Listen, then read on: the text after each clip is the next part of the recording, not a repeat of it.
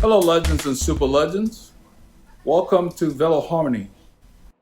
Today's video focuses on one of the main reasons why I, for one, did not rush to put disc brakes on my bike and so forth. We have in the shop today a mountain bike made by Giant. It's a beautiful machine. It's called the 29 Talon. 29 denotes the size of the wheel and so forth. This is a 29 by 2.20. So that's what they're using as the nomenclature. They got it down here on the shocks. It's a beautiful machine. The guy brought it in.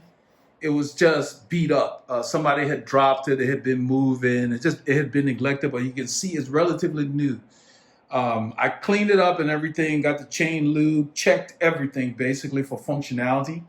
And of course, Mr. Disc Brakes here, who hasn't really gotten a lot of kilometers on, had all these weird noises. And it's just been one headache after another trying to get it quiet. I finally got it to where it's tolerable, but it cost him some time, and money. So this is the thing, you have to be careful about all this new stuff they bring out, because sometimes the disc brakes will make noise for no reason. And another one of my pet peeves is these guys, Giant made this frame, and look at how they got the cable of the disc brakes.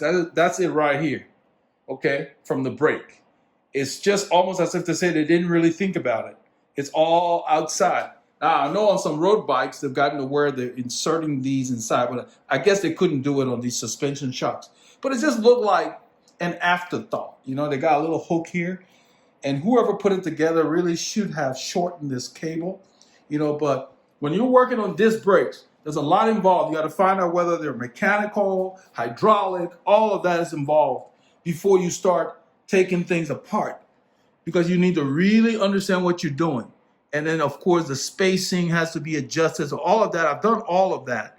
And now it is relatively quiet. Let me come down here to see if you can see anything in there. So, it hasn't been used that much.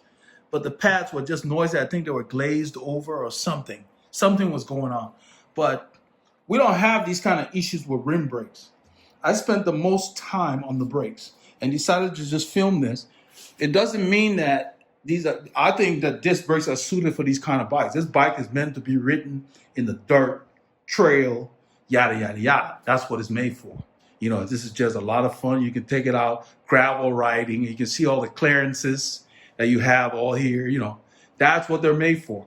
And, so just be careful trying to upgrade an existing road bike to go. Well, I wouldn't even call it an upgrade, because it can be a headache. Disc brakes require more maintenance. That's why this bike is here, So unless you're into wanting to fiddle with stuff, if you have rim brakes on your current bike, leave it on there. Now, if you're getting a new bike and you get a deal and it has discs, that does not mean that you should not get it. All it means is that you need to expect the little quirks that come with disc brakes. These little gremlin noises that they make, they're hard to chase down. And then sometimes the pads wear a lot quicker than, not even close to the rim brakes pads. So depending on how they're set up, they need a lot of TLC.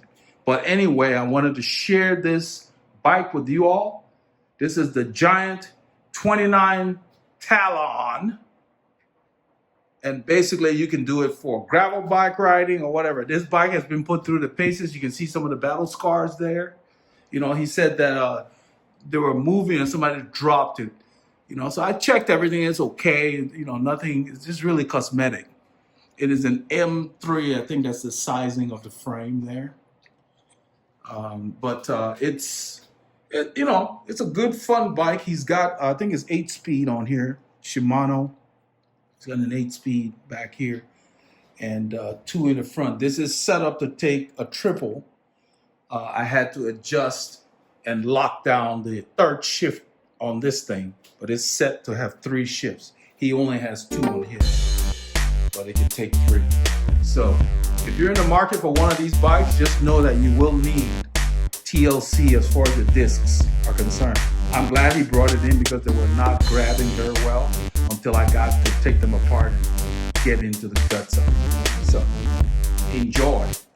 Check checking out the giant 29 Talon. Beautiful machine.